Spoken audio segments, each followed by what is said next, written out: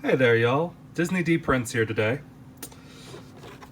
I am going to do the Hairdudeables swap with the Cave Club Slate doll. Now, Mattel made this doll and only gave us one boy for this whole line, and did not give us another boy in their second line that they came out with, or the second run of this.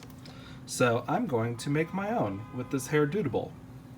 If you watched my previous video where these Hairdudeable dolls go great and really quick and really easy uh, onto the Cave Club girls, you also saw that Slate has a thicker neck than the Hairdudeables, so we may have to modify our little Hairdudeable to go on there real quick. But for that, I'm just going to wind up using my little handy dandy Gundam nippers, or if I need to, just a little box cutter knife. X-Acto knife will work also, guys. So I'm just gonna unbox Slate real quick, just because I didn't want to use my current Slate doll that I already had, because the point is to get more boy dolls, not less. Now, thankfully, he does not have very much holding him in, other than friction. So he just pops right out, and I'm just gonna drop the rest of that stuff down there later. Okay, and ironically enough, this guy kind of has messed up hair, so I'm really not feeling guilty about taking his head off.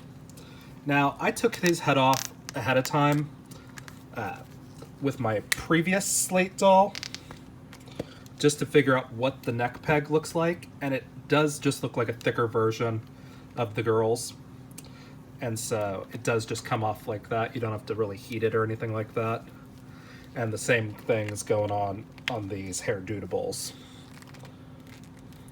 But they do take a little bit of force just to get them off, because they don't really want to come off the bodies, even though they've got these tiny little pegs. But they have, unfortunately, itsy bitsy little holes. So we're gonna try to just shove that in right there. As you see, the first part goes on pretty easily, but it's these little ridges right here that probably gonna give us a little trouble. But we'll try to work them on one at a time, just kind of slowly, working your way in.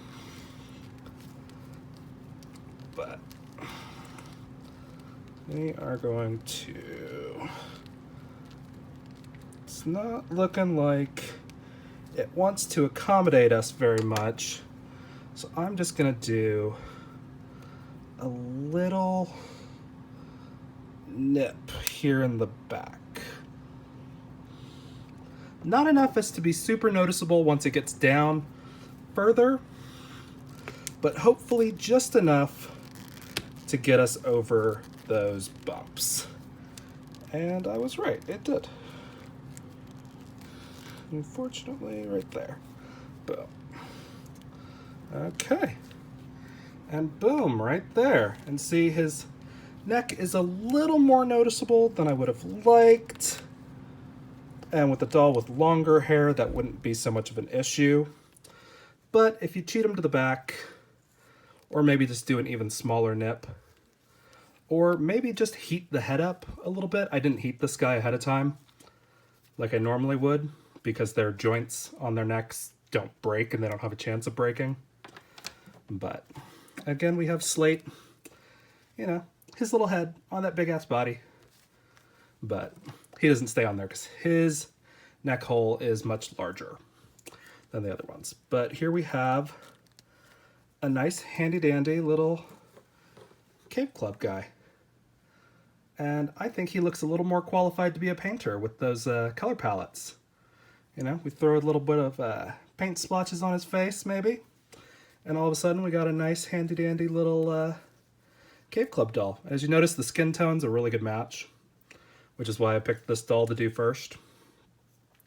Now I am going to try the next one, another one in this next video, but this time I'm going to heat the Hairdudeable head before trying to put him on the peg for Cave Club.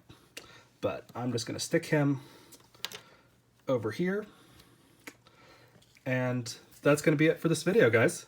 Thanks for watching.